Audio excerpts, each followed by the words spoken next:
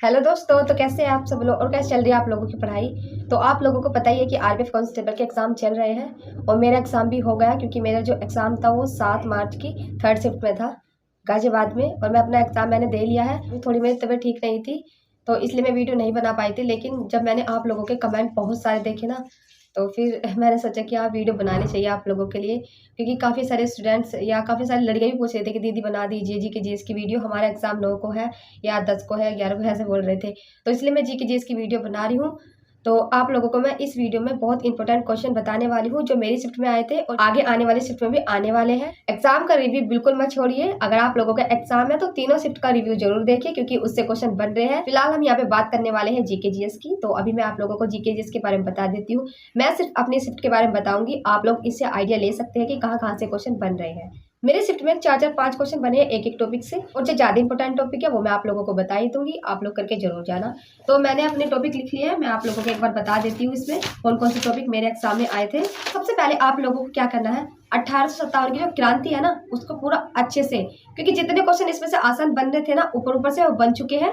अब ये बहुत अच्छे तरीके से पूछने वाले हैं। अब वो आपसे ये नहीं पूछेगा बार बार कि 1857 का विद्रोह कहाँ से स्टार्ट हुआ था, मेरठ से स्टार्ट हुआ था, हमारे यहीं से स्टार्ट हुआ था, तो ये क्वेश्चन हो चुका है, अब वो ये नहीं पूछेगा। तो इससे अलग और अच्छे तरीके से मतलब याद करके जाने हैं। जो मेरे शिफ्ट में 1857 की क्रांति से जो क्वेश्चन आए थे ना, वो ना 2 या 3 क्वेश्चन थे जो मुझे अच्छे तरीके से याद थे। तो 1857 की क्रांति में ना एक क्वेश्चन मुझसे नहीं हुआ था, वो ये था कि कुल्लू में मतलब कि कौन इसका राजा वाजा था या किसने कुल्लू से नेतृत्व किया था, तो ये पूछा गया था। तो वो मुझे नहीं पता था क्योंकि कुल्लू का मैंने पढ़ा ही नहीं है। वैसे मैं अच्छे से करके गई थी 1857 की क्रांति, बहुत सारी क्लासेस भी ली थी, लेकिन कुल्लू वाला नहीं पढ़ा था तो मुझसे नहीं हुआ है। तो आप लोगों से पता नहीं कहाँ से उठा के पूछ ले, क्योंकि बाकी आसान आसान क्वेश्चन तो बन चुके हैं, अब ये थोड़ा मुश्किल वाले क्वेश्चन बनाने वाले हैं। तो 1857 की क्रांति ना पूरा अच्छे से डिटेल में करके जाना, तो आप लोगों को कवर हो जाएगा। इसके बाद में आती है पंचवर्षीय योजनाएं, जिससे 5 से 6 क्वेश्चन थे और 5 से 6 क्वेश्चन काफी आसान क्वेश्चन थे। मतलब ये ना आप लोगों से इस तरीके से क्वेश्चन पूछ रहे थे, जैसे मैं आप लोगों को भी बता देती हूँ। एक क्वेश्चन स्टार्टिंग में आया था कि दूसरी पंचवर्षीय योजनाओं की अवधि कहाँ से कहाँ तक थी, तो उसमें दे रखा था कि 1961 दे रखा था, और भी एक्स्ट्रा भी दे रखे थे क्योंकि 4 ऑप्शन आते हैं। 2-3 क्वेश्चन के बाद फिर पंचवर्षीय योजना का क्वेश्चन आया और उसमें इन्होंने लिख रखा था दूसरी पंचवर्षीय योजना, और ब्रैकेट में ये भी लिखा हुआ था 1956 से जो स्टार्ट हुई है दूसरी पंचवर्षीय योजनाओं के समय किस चीज पर ज्यादा जोर दिया गया था, मतलब किस पे ज्यादा ध्यान केंद्रित किया गया था, ये लिख रहा था। तो अगर किसी को चीटिंग करनी है तो वहां से कर सकता है। इसके बाद में एक क्वेश्चन और आया था कि हरित क्रांति जो है किस पंचवर्षीय योजनाओं के इसमें आती है, मतलब वो भी पंचवर्षीय योजनाओं से संबंधित था और हरित क्रांति के बारे में दे रखा था। तो आप लोगों को हरित क्रांति भी बहुत अच्छे तरीके से करके जानी है। ये जो टॉपिक मैं आप लोगों को बता रही हूँ ना, ये बहुत इंपॉर्टेंट टॉपिक है, इनसे क्वेश्चन मेरे में आए हैं और बने भी है। लोगों के 15 से 20 क्वेश्चन आराम से ठीक हो जाएगा क्योंकि एक टॉपिक से 5-5 क्वेश्चन बन रहे हैं। तो आप लोगों को 1857 की क्रांति, पंचवर्षीय योजनाएं बहुत अच्छे से करके जानी है। इसके बाद में आप लोगों को क्रिकेट से क्वेश्चन देखने हैं, क्योंकि हाल फिलहाल में जो करंट में है ना क्रिकेट के बारे में जो भी है सारी चीज पढ़ के जानी है। क्रिकेट का कोई टॉपिक उठा लीजिए, यूट्यूब पे मतलब सर्च कीजिए क्रिकेट से संबंधित क्वेश्चन, तो वो सारे आ जाएंगे, आप लोग देख सकते हैं। क्योंकि मेरी शिफ्ट पे आया था एक क्वेश्चन क्रिकेट से संबंधित क्वेश्चन था और उसमें था कि 300 मैच वैच कुछ ऐसी था, और ये था कि वो लेफ्ट हैंड से खेलते हैं। इसके बाद में आप लोगों को सभी पुरानी बुक्स याद करके जानी है, मुगल काल की बुक्स है वो सारी करके जानी है।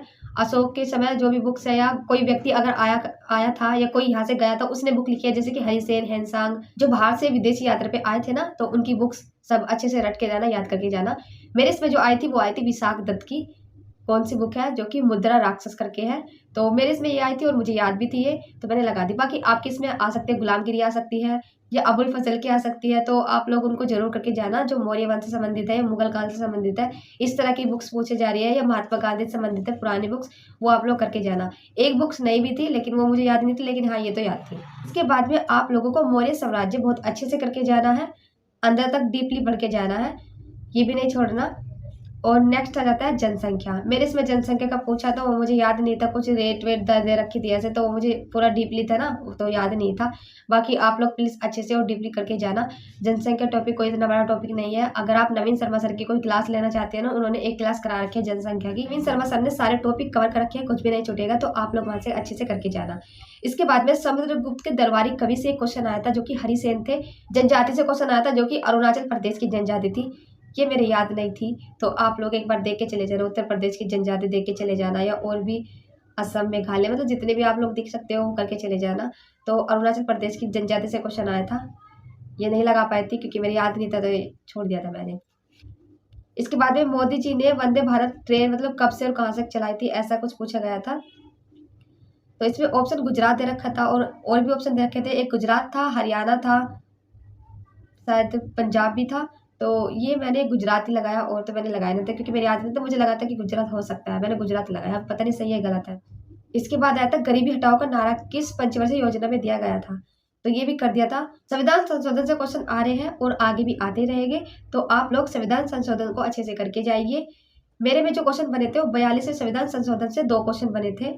एक में तो ऑप्शन में दे रखा था कि 42वें संविधान संशोधन के तहत जो वर्ड जोड़े गए थे ना, समाजवादी, पंथ निरपेक्ष था, तो वो था। इसके बाद में क्वेश्चन आया था कि समाजवादी और पंथ निरपेक्षता वर्ड किस संविधान संशोधन से जोड़े गए थे, तो 42वें संविधान संशोधन था। ये भी एक चीटिंग करने वाला क्वेश्चन है, तो इसको भी आप चीटिंग कर सकते थे। तो आप लोगों का फिलहाल क्या करना है, 42वां संविधान संशोधन बहुत अच्छे तरीके से करके जाना है और 44वां संविधान संशोधन ये भी पढ़ लेना। जो आठवीं अनुसूची के अंदर जो भाषा है ना, उसमें जो संशोधन हुए हैं कि किस संविधान संशोधन के तहत ये जोड़ी गई, जैसे कि 21वें संविधान संशोधन के तहत जोड़ी गई थी सिंधी भाषा। तो ये आप लोग अच्छे से पढ़ के जाना और करके जाना, क्या पता आपके उसमें पूछ ले। इसके बाद इलाहाबाद का विद्रोह पूछा गया था जो कि लियाकत अली ने किया था, तो ये आप लोगों को याद भी होगा, मुझे याद था, मैंने भी लगा दिया था। सोनू निगम को 2017 में कौन सा अवार्ड मिला था, इसमें अवार्ड दे रखे थे, मिलते जुलते अवार्ड थे, तो मुझसे नहीं हुआ था, मैं छोड़ के आ गई थी। रबी की फसल के बारे में पूछा था, कोई अप्रैल ऑप्शन दे रखा था, अप्रैल लगा के आई थी मैं। मुद्रा राक्षस पुस्तक के बारे में मैंने आप लोगों को बता दिया है। सारी बुक आप लोगों को करके जानी है, अबुल फजल की हो या फिर पुराने जितने भी लोग हैं ना जो बाहर विदेश से आए थे घूमने के लिए, तो उनकी सभी जो बुक्स है उन्होंने लिखी है वो करके जाना, पूछी जा सकती है। और करंट अफेयर से 10 से 12 क्वेश्चन आराम से बन रहे हैं, जो कि मेरे याद नहीं थे क्योंकि मैं करंट अफेयर करके नहीं गई थी। फिर भी आप लोगों को छोटे छोटे क्वेश्चन देखने को मिल जाएंगे जिससे आप लोग आइडिया लगा सकते हैं। 50-50 चांस अगर किसी भी ऑप्शन में आप लोगों को लग रहा है ना, तो उसको छोड़ना मत, उसको लगा के ही आना है, क्योंकि वैसे टाइम बहुत ज़्यादा कम पड़ रहा है और आप लोगों को टाइम का ध्यान बहुत अच्छे तरीके से रखना है। फिलहाल मैं अपने क्वेश्चंस के बारे में बता देती हूँ। मैंने जो क्वेश्चन अटैम्प्ट किए थे वो 85 क्वेश्चन मैंने अटैम्प्ट किए हैं। मैथ के 22 क्वेश्चन थे, वैसे तो 35 होते हैं लेकिन 22 ही कर पाई। इसके बाद में रीजनिंग में मैंने 32 क्वेश्चन अटैम्प्ट किए हैं। जीके जीएस से मैंने 31 क्वेश्चन अटैम्प्ट किए हैं और मैंने बहुत कोशिश की है कि मैं ज़्यादा से ज़्यादा निगेटिव मार्किंग ना करूँ, चाहे वो जीके जीएस हो, चाहे वो मैथ हो और चाहे वो रीजनिंग हो। रीजनिंग आप लोगों की बहुत टाइम लेके चली जाएगी, क्योंकि जिस टाइम मैं रीजनिंग कर रही थी ना, मुझे ऐसा फील हो रहा था कि यार खत्म क्यों नहीं हो रहे क्वेश्चन, क्योंकि इतने सारे क्वेश्चन मुझे यहाँ लग रहे थे ना।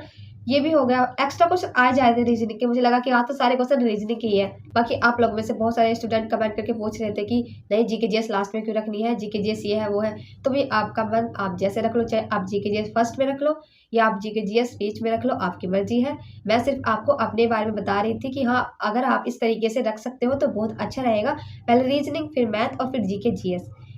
ठीक है, तो अभी मैंने आप लोगों को जीके जीएस के क्वेश्चन बता दिए हैं जो मेरे शिफ्ट में आए थे या जो इंपॉर्टेंट टॉपिक हो सकते हैं वो भी बता दिए हैं। तो आप लोग अच्छे से जाइए, एग्जाम देके आइए। 18 मार्च तक ये एग्जाम चलने वाले हैं, तो आप लोग अच्छे से करके आना और रिव्यू देखते रहना। रिव्यू के ऊपर मैंने वीडियो बना दी है, आप लोग उस वीडियो को देख सकते हैं। रिव्यू आप लोगों के लिए कितना ज़्यादा इंपॉर्टेंट हो जाता है। रिव्यू भी जो आप लोगों को यूट्यूब से देखना है वो किसी छोटे टीचर का देखना है जो लिख के बता रहा हो, या कोई ऐसे स्टूडेंट का देखना है जिसने अभी चैनल स्टार्ट किया हो जो लिख के बता रहा हो। क्योंकि वो लोग क्या करते हैं, अपने दोस्तों से पूछते हैं, बिल्कुल सेम क्वेश्चन वो अपने दोस्तों से पूछ लेते हैं, उनके दोस्त उन्हें बता देते हैं, वो कॉपी पे लिखते हैं, लिख के आप लोगों को दे देते हैं, तो आप लोगों को एक आइडिया बन जाता है। यूट्यूब पर इस तरह से कॉपी में लिख के जो आप लोगों को बता रहा होगा ना, तब वो क्वेश्चन बिल्कुल अपने फ्रेंड से पूछ के आया होगा, तब वो आप लोगों को बता रहा होगा। ऐसी कॉपी में अगर आप लोगों को यूट्यूब चैनल पर कोई वीडियो मिला है ना मैथ की या रीजनिंग की, तो आप लोग बिल्कुल मत छोड़ना है। जीके जीएस की उसको तो अच्छे से करके जरूर जाना, क्योंकि वहां पर आपको बहुत अच्छे तरीके से क्वेश्चन देखने को मिल जाएंगे। मैं करके गई हूँ, मेरे मैथ में क्वेश्चन देखने को मिले हैं, इसलिए मैं आप लोगों से बता रही हूँ। आप लोगों में से कितने स्टूडेंट ऐसे हैं जिनका एग्जाम हो चुका है या जिनका एग्जाम आने वाली शिफ्ट में है, तो आप लोग कमेंट करके जरूर बताइएगा। ठीक है, तो आज के लिए इतना ही और मिलते हैं नेक्स्ट वीडियो में। अभी के लिए बाय।